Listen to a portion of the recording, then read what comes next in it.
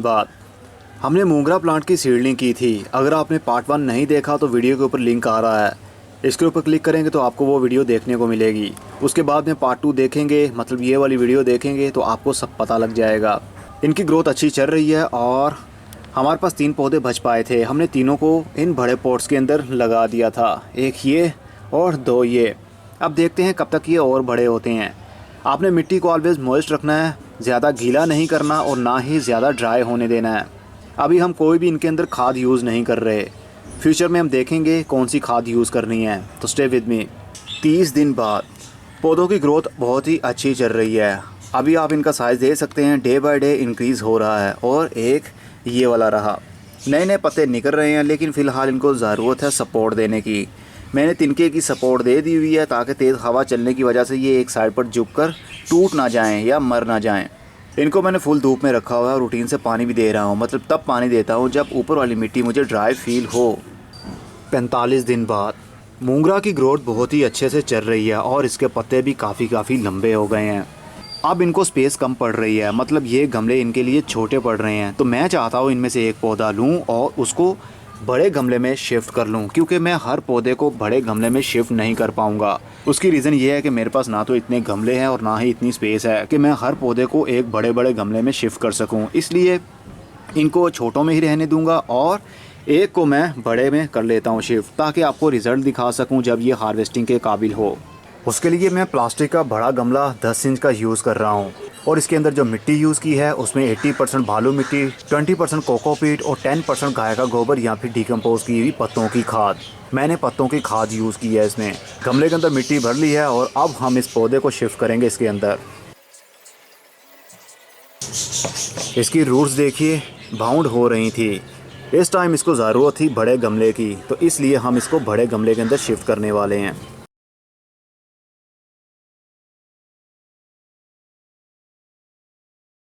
अब हम इसको हल्का सा पानी दे देंगे। अब हम इसको रखेंगे फुल धूप में। नवंबर की आज 2 तारीख हो चुकी है। अब सर्दी के दिन शुरू हो गए हैं, इसलिए पानी की रिक्वायरमेंट भी काफ़ी कम हो गई है, मतलब पानी की खपत नहीं होगी इतनी, क्योंकि धूप में इतनी हीट ही नहीं होती अब। 74 दिन बाद मोंगरा प्लांट की ग्रोथ भी अच्छी चल रही है और अब तो मोंगरा लगना भी शुरू हो गए हैं। ये हमारे पास 5 इंच का गमला था जिनके अंदर हमने इनको लगाया हुआ है। 2 पौधे इसके अंदर लगाए हैं और एक पौधा 10 इंच या 12 इंच के गमले में लगाया है।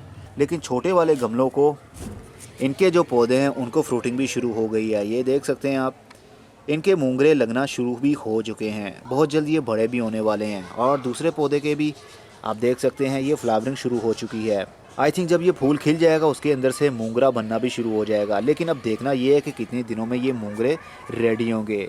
ये मूली की ही फैमिली से होते हैं, इसीलिए इनके पत्ते भी मूली जैसे ही हैं, लेकिन मूली के पत्तों जैसे खड़ूस नहीं है ये, मतलब हाथ पर ये चिपते नहीं हैं। मूली के पत्ते बहुत चिपते हैं हाथ में।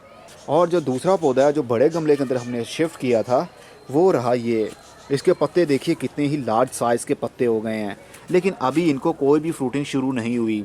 लेकिन उम्मीद है मुझे बहुत जल्द इनको भी फ्रूटिंग होगी, क्योंकि इसका ट्रंक ही हमें बता रहा है, इसकी थिकनेस बता रही है कि इस पौधे की ग्रोथ बहुत ही कमाल की और अच्छी चल रही है।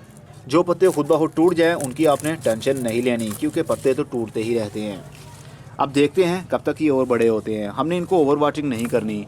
ये वाले पौधे को मैंने रखा हुआ है धूप में, जहाँ करीब 5 से 6 घंटे डेली धूप आती है।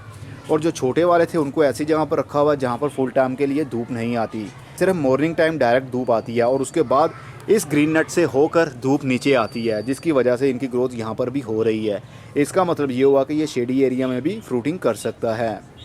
78 दिन बाद मोंगरा प्लांट काफ़ी लंबे हो गए हैं और इनके ऊपर अब फ्लावरिंग भी शुरू हो चुकी है। एक फूल खिल चुका है और नीचे काफ़ी सारे बर्ड लगे हुए हैं। बहुत जल्द वो भी खिल जाएंगे और मोंगरा बनना भी शुरू हो ही जाएगा। और दूसरे पौधे के ऊपर भी कुछ इसी तरह है, लेकिन जो हमने बड़े गमले के अंदर शिफ्ट किया उसके अंदर अभी कुछ भी नहीं आया। ये है वो जो हमने बड़े गमले के अंदर शिफ्ट किया था। इस पौधे की ग्रोथ तो काफ़ी अच्छी है, पत्तों का साइज़ भी अच्छा है और ग्रीन भी हैं, लेकिन अभी तक कुछ भी, अरे ये देखिए, आई थिंक इसको भी बडिंग शुरू हो चुकी है।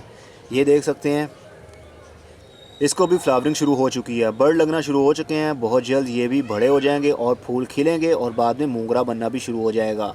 तो देखते हैं कब तक ये और बड़े होते हैं, कब मोंगरा लगेगा। 98 दिन बाद मोगरा के पौधे काफ़ी बड़े हो गए और लंबे भी। अब ये देख सकते हैं यहाँ पर मोंगरे लगना भी शुरू हो चुके हैं। जब फूल खिल जाते हैं और फूल खिलने के बाद में उसके अंदर से एक लंबी सी ब्रांच मतलब मोंगरा बनने लगता है। ये देखिए कितने सारे ही मोंगरे अब लग चुके हैं। एक छोटे से पॉट के अंदर जिसका साइज़ करीब 5 इंच है प्लास्टिक का, उसके अंदर भी अच्छे से ग्रोथ इनकी चल रही है। और जो बड़े पॉट के अंदर हमने शिफ्ट किया था उसकी ग्रोथ भी अच्छी चल रही है। प्लास्टिक का 10 से 12 इंच का ये गमला है जिसके अंदर ये मैंने शिफ्ट किया था, और अब इसकी ग्रोथ आप देख सकते हैं कितना ही बड़ा हो गया है और कितने सारे ही इसको फूल लगे हुए हैं। बहुत जल्द ये फूलों के अंदर से मोंगरा बनना शुरू हो जाएंगे, जो कि थोड़े थोड़े से हो भी रहे हैं। मैंने इसको कोई और खाद नहीं दी, सिर्फ और सिर्फ वही यूज़ की है जो आप लोगों के साथ पार्ट 1 में शेयर की थी। तो अब देखते हैं कब तक ये हार्वेस्टिंग के काबिल होते हैं। छोटे वाले तो हार्वेस्टिंग के काबिल हो गए हैं, लेकिन बड़े वाला अभी हार्वेस्टिंग के काबिल नहीं हुआ। जैसे ही तीनों रेडी हो जाएंगे, आई थिंक ये मोंगरे उस वक्त तक और भी लंबे और मोटे हो जाएंगे, जो पक जाएंगे बीज वाले। मोंगरे खाने वाले यही होते हैं, पतले पतले से, छोटे छोटे से। अगर इनका ज़्यादा वेट किया जाए ये मोटे हो जाते हैं और इसके अंदर बीज बनना शुरू हो जाते हैं, पक जाते हैं, तब उनका टेस्ट भी ख़त्म हो जाता है।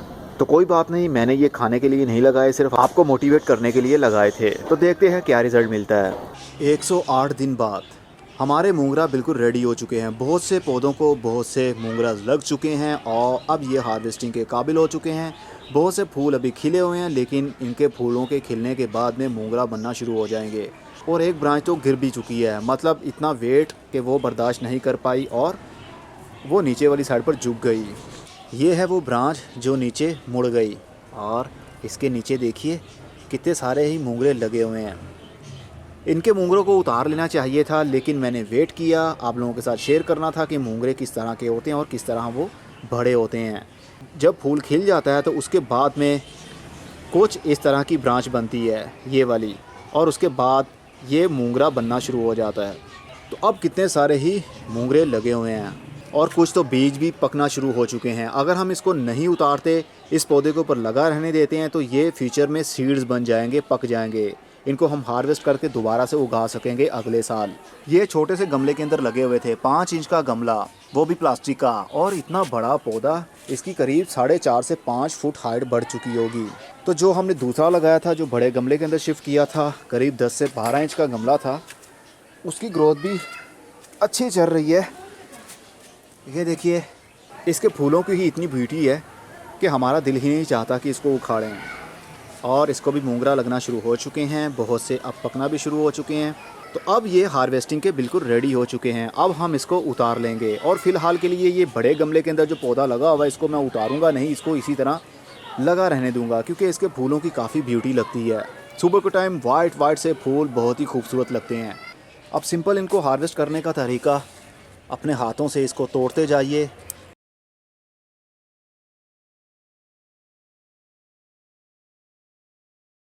चलिए मैं तोड़ लेता हूँ। तो ये रही हमारे प्लांट के, मतलब हमारे घर की हार्वेस्ट। ये हार्वेस्ट बहुत ही कम है, मतलब हमारे किचन के लिए ये कुछ भी नहीं है, लेकिन मैंने आपको आइडिया देना था, आपके साथ शेयर करना था कि आप भी घर में ऐसे गमलों के अंदर उगा सकते हैं। अभी भी पौधों के ऊपर बहुत सारे इस तरह के फूल लगे हुए हैं, जो फ्यूचर में खिलने के बाद में मोंगरास बनना शुरू हो जाएंगे। जिस तरह ये देख सकते हैं, ये भी मोंगरा बन रहा था, और फ्यूचर में ये इसी तरह के मोंगरे बन जाते हैं। पौधे को आप उखाड़िए नहीं। जब हार्वेस्ट आपने ले ली है, तो जो नए फूल खिले हुए हैं या खिलने वाले हैं, उसके बाद और भी मोंगरा बनना शुरू हो जाएंगे। जब तक पौधा आपको मोंगरे देता है तो आप उतारते जाइए। मे भी 2 से 3 मरतबा इसको फ्लावरिंग हो सकती है और मोंगरे भी बनेंगे। गर्मी के दिन आते ही ये पौधा मरना शुरू हो जाएगा, लेकिन मुझे एक्सपीरियंस नहीं है, ना मुझे आइडिया है कि गर्मी के दिनों में ये सर्वाइव करता है या नहीं करता। एनीवे, मैंने आपके साथ जो शेयर करना था वो कर लिया। ये है हमारे ऑर्गेनिक मोंगराज। इनके ऊपर ना तो कोई पेस्टिसाइड स्प्रे यूज़ किया और ना ही हमने कोई केमिकली खाद यूज़ की। इसके ऊपर किसी भी कीड़े ने अटैक नहीं किया और ना ही हमें कोई खाद देने की ज़रूरत फील हुई। होपफुली आपको ये वीडियो काफ़ी अच्छी लगी होगी, तो इसको जल्दी से लाइक कर दीजिए और शेयर भी कर दीजिए। अब मैं चलता हूँ, अगली वीडियो में फिर किसी नई इन्फॉर्मेशन के साथ मिलेंगे। तब तक के लिए good bye, see you and टाटा, और अपना बहुत सा ख्याल रखिएगा।